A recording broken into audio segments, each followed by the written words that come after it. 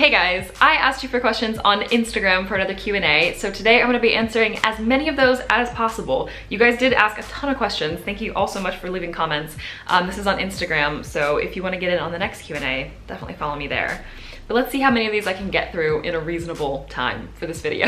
The first question is, if you were to move to another city in Europe, where would it be? I haven't really thought about specific cities, although my husband and I are completely open to moving to another place in Europe in the future or another continent. But in terms of other cities where I think, I don't know, I would do well or I would feel comfortable, I think any place that's English speaking or French speaking, I think would be a good option, obviously, because my husband and I are both bilingual. From what I've heard, I think a lot of things about German culture I would really like and I think I would feel pretty comfortable in. But of course, there would be a language barrier there because I don't speak German. Which doctor, companion, and season from Doctor Who is your favorite and why? My favorite doctor is the 10th Doctor, David Tennant, closely followed by 11, but 10 is still my favorite. My favorite companion is hands down Amy Pond. I don't know if you guys remember, but a year and a half, 2 years ago, I actually published on YouTube one of the songs that I wrote about Amy Pond, and I played the music, I sang the lyrics that I wrote, and it was all just, it was based on Amy Pond, and it was sort of that perspective. So you might know this already, but yeah, Amy Pond is definitely my favorite companion. As far as season, I don't think I can pick one, partially because I don't know that I have a favorite season, and also partially because I'm quite terrible at remembering which episodes go in which season. That's not just Doctor Who, that's basically every show. So I can't really say my favorite season, but I think it'd probably have to be any of the ones with Amy Pond. How did you get into your career and do you enjoy it? I really do. So for any of you guys who don't know, I work in social media. I studied English literature in college and university, but I segued directly into social media jobs as soon as I could, basically. Obviously, the dream job would be writing, YouTube, those types of things, creative projects for me that I'm doing and sort of like my passion projects.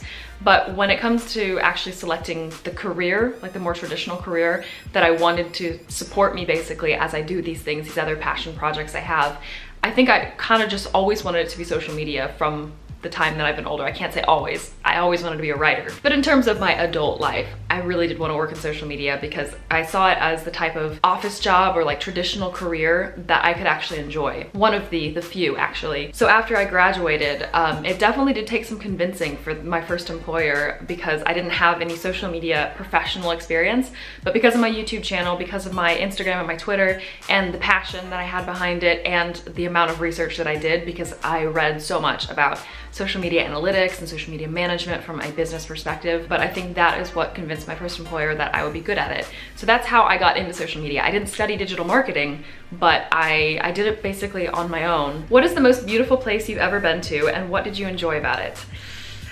I can't pick just one. I think it's impossible because there are so many places that have their own specific type of beauty. I don't know, I can't pick, but I can definitely pick one of my favorite places that has a kind of a unique, and the reason I love it so much, it has a few different elements. The first, I'm just gonna get it out there, it is what Minas Tirith from the Lord of the Rings movies was based on, or one of the things it was based on, the sort of architectural structure. Further than that, because it's not just Lord of the Rings that makes me love it, it's also an extremely beautiful place. It has an ancient abbey, and it's actually really interesting because the core of, I think it started as an abbey, is really, really old, and then they built out from that. So when you actually visit the island, first of all, there's many things I love about it, but it's kind of tiered. So to get to the top, you have to like walk around the pathways and like little streets. But then once you get up to the top, you can actually see the places where this is an older part of the building and this is what was expanded upon. So you can see the different styles of architecture from the different time periods, and there's tons of stuff you can read about, historical things that happened. It's just really cool. There's a lot of levels why I love it. The history nerd in me loves it. The literature nerd in me loves it. The Lord of the Rings nerd in me loves it. Yeah, it was a great experience. Do you like to play with social constructs in your writing? If so, what kind? Yes, I think, let's see, social constructs is just it's a very broad question.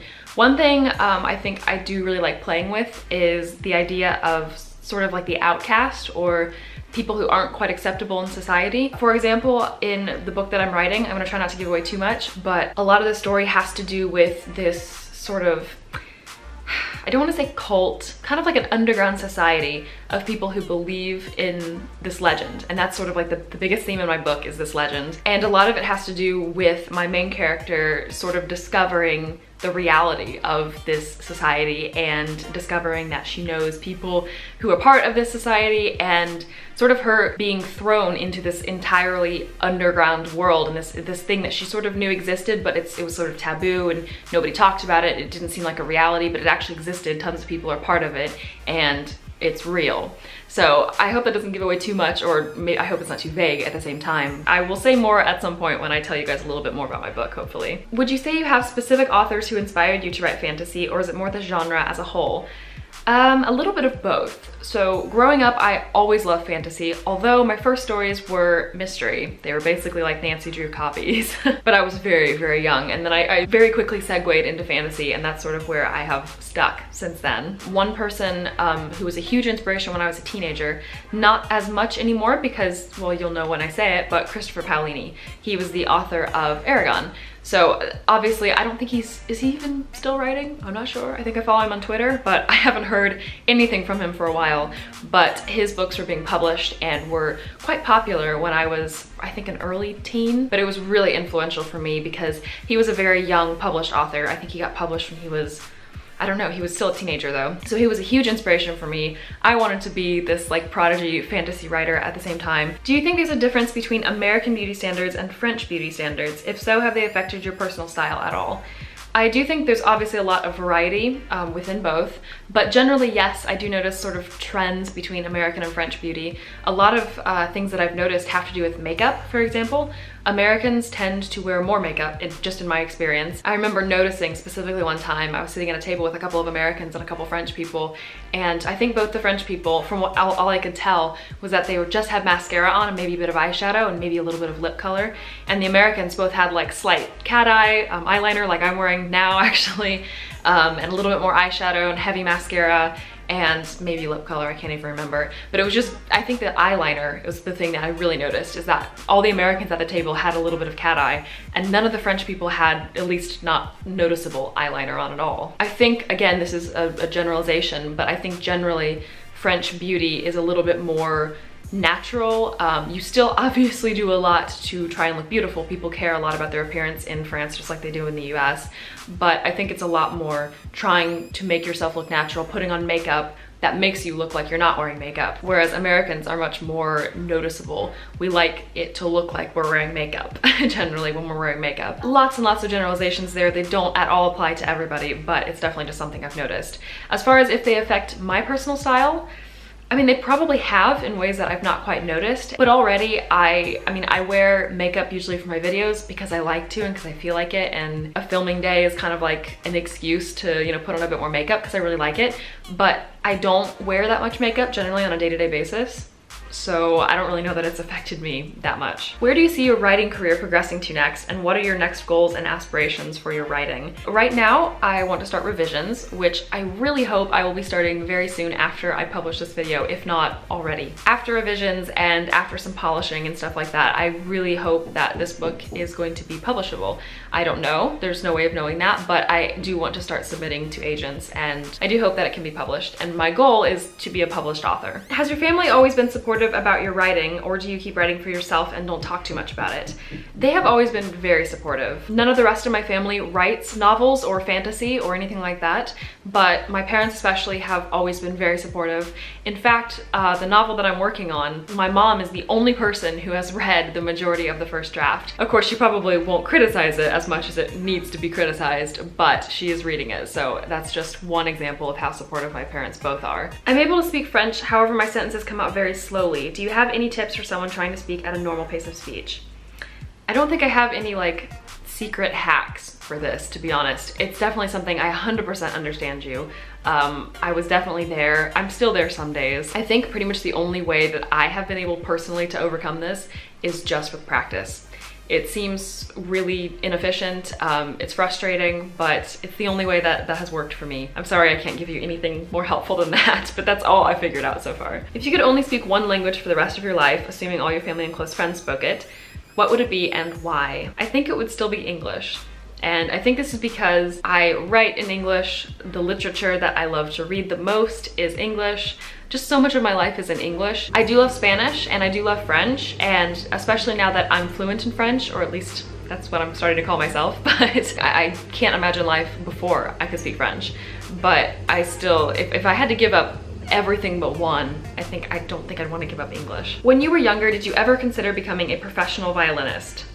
I think I can safely say no, I never did. I love violin and I've always loved music. In fact, I did want to be a singer for a while, but I think maybe every kid has had that. I still love singing though. Singing has always been something that is really, really important to me. And I love music and I'm a musician at heart. But as far as violin for a career, I've never dreamed of that. It might have been because I was too much head in the clouds with writing at that point too, and writing has always been something that I wanted to do ultimately, so maybe that's just why. How do you overcome the fear of visiting countries with a language barrier? I think probably the only way really to do it is just to keep going to different countries and to constantly put yourself in that situation, and eventually you will figure out sort of how to communicate when you don't have a language, or even just how to feel comfortable and at ease in a place when you don't understand what's going on around you.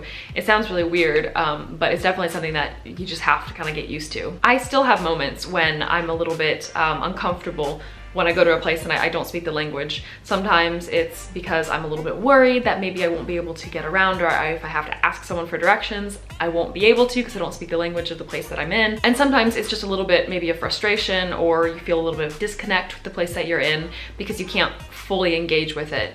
But I think you do get used to that after a while. For example, last year my husband and I went to Italy and neither of us speak Italian at all. But even though there were a few times when it was a little bit confusing or when we didn't quite know what we were doing and we had to sort of either find someone who spoke enough English to get by, or we had to sort of read enough Italian to get by. Overall, it was an amazing experience and I don't feel like it was downgraded at all. It was Venice, so there was plenty of English in the sort of general touristy areas, but we specifically sought out areas as well that were not touristy and that were as authentic as possible. The fact that we sought that out means that I am getting more and more comfortable with that language barrier, more than I even realized actually. But honestly, I really think it's just because I've lived in France from a time when my French was not quite good enough and I didn't understand a lot of stuff, and I just think the practice of doing that every single day and just constantly doing that was the only way I was able to get over it. Do you think you will stay in Paris or France or eventually move back to the US or somewhere else entirely? I don't know, to be honest. We're definitely going to be staying in Paris for the next few years. After that, we could stay in Paris longer, we could move to someplace else in France, we could move to someplace else in Europe, we could move to the US, we could move to Canada. I have no idea, to be honest. It really just depends on what opportunities come up. I'm not particularly tied to going anywhere. It just depends on what happens. Those are all the questions I have time for today. I really hope this video didn't go on and on and on. I feel like I've been talking for a very long time, so hopefully I can edit this down to something reasonable to watch. Thank you guys all so much for all your questions. If I didn't get a chance to answer your question today, then I'm sorry, and hopefully I can answer it in my next Q&A at some point. Speaking of which, I almost always will ask for questions for Q&As on Instagram because I think it's the place where a lot of you guys will see my posts the most often. Not YouTube, unfortunately, because, you know, algorithm. So definitely do follow me on Instagram if you want to participate in the next Q&A, and because I'd like to think that I post interesting things on Instagram. I don't know, that's for you to decide, but I do my best. Thank you all so much for watching, and I will see you soon.